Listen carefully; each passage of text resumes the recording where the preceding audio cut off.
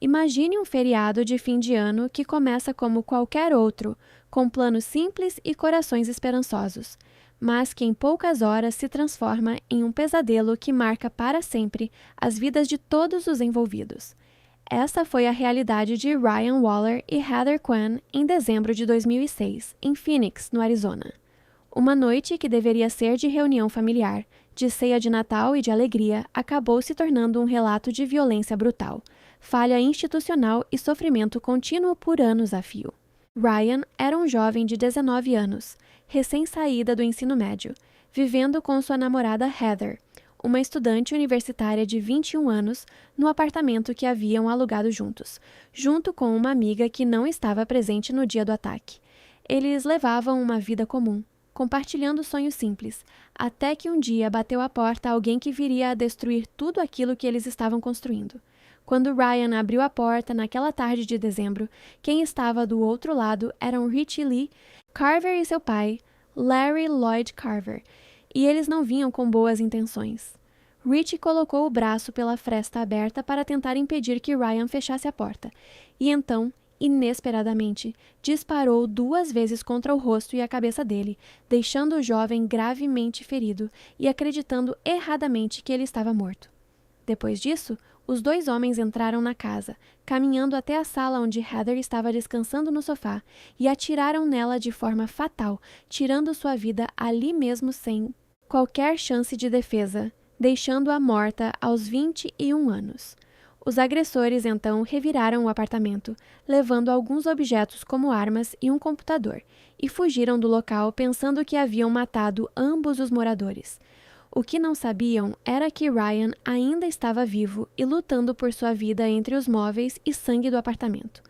Ele estava gravemente ferido, com o crânio perfurado e a bala alojada em seu cérebro, mas ainda respirava, ainda pensava, mesmo que de forma confusa e dolorosa. Quando sua família não obteve notícias dele naquela noite de Natal, seus pais começaram a sentir a ansiedade aumentar, e preocupados por ele não ter aparecido na ceia, decidiram verificar o que estava acontecendo, chamando a polícia para fazer uma checagem de bem-estar no apartamento. Os policiais encontraram o corpo sem vida de Heather e Ryan, que estava visivelmente machucado com o rosto inchado, um olho fechado e uma expressão confusa. Mas, em vez de priorizar seu atendimento médico, tomaram uma decisão que mudaria o destino dele de forma irreversível. Eles presumiram que aquele homem ferido poderia ser o principal suspeito do assassinato de sua namorada e iniciaram um interrogatório extenso, ignorando sinais óbvios de que ele havia sido atacado e precisava de ajuda imediata. Ryan foi colocado primeiro na parte de trás de uma viatura por cerca de 4 horas sem assistência médica e depois levado para a delegacia, onde permaneceu por mais 2 horas sendo questionado por policiais, que não haviam percebido claramente o quão grave eram seus ferimentos, mesmo com a bala ainda alojada em seu cérebro e ele falando incoerentemente devido ao trauma físico e neurológico. A sequência daquele interrogatório ficou infame, porque durante mais de 6 horas, Ryan, claramente confuso, dolorido e com a função cognitiva comprometida, foi pressionado com perguntas insistentes como o que tinha acontecido, quem havia atirado e por que aquilo havia ocorrido, sem que alguém interrompesse o processo para garantir que sua saúde fosse atendida. Ele tentava responder, muitas vezes de forma errática, dizendo coisas desconexas como se tivesse sido ferido com dardos ou que queria apenas dormir. Mas os policiais pareciam relutar em reconhecer que aquele jovem era uma vítima e não um agressor, interpretando sua fala lenta e errática como tentativa de encobrir fatos, quando na verdade era apenas reflexo direto do impacto da bala e da pressão intracraniana.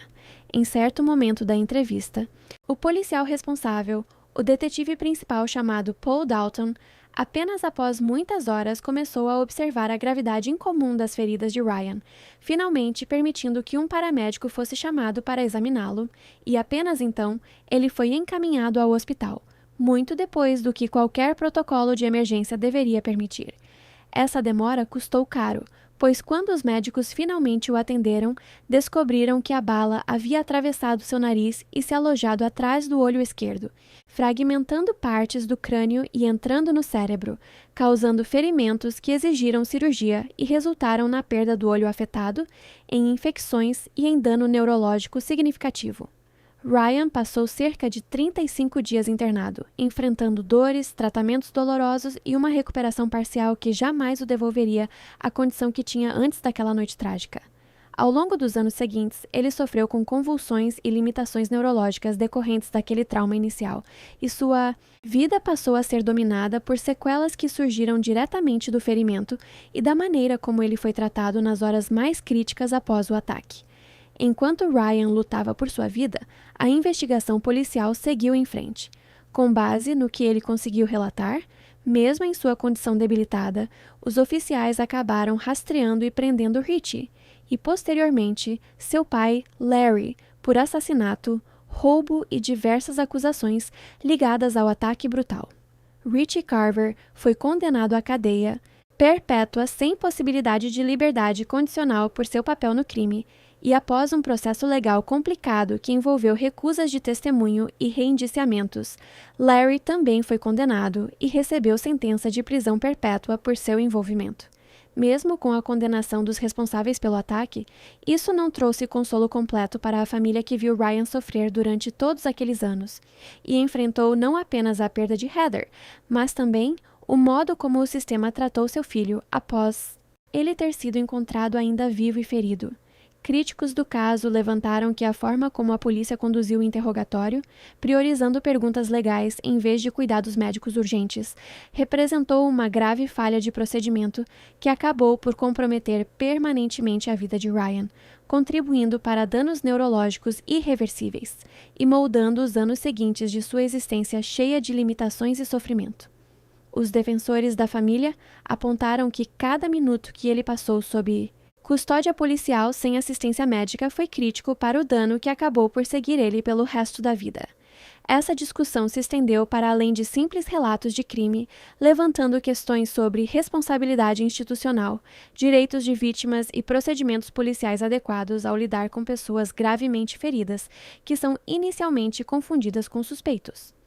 Ao longo dos anos após a recuperação inicial no hospital, Ryan passou por tratamentos, terapias e tentativas de adaptar sua vida às limitações que a bala e a falha institucional haviam imposto, mas as convulsões e efeitos neurológicos continuaram a perturbá-lo.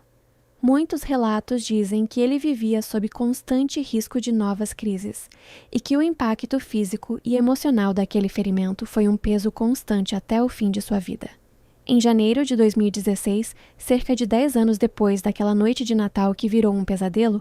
Ryan sofreu uma convulsão em um supermercado, caiu, bateu a cabeça e sofreu um sangramento fatal, decorrente de sua condição médica instável. Ele tinha apenas 27 anos quando sua vida chegou ao fim, não diretamente pelo ataque inicial, mas pelas consequências acumuladas de uma lesão que jamais recebeu o cuidado que deveria nos primeiros momentos críticos.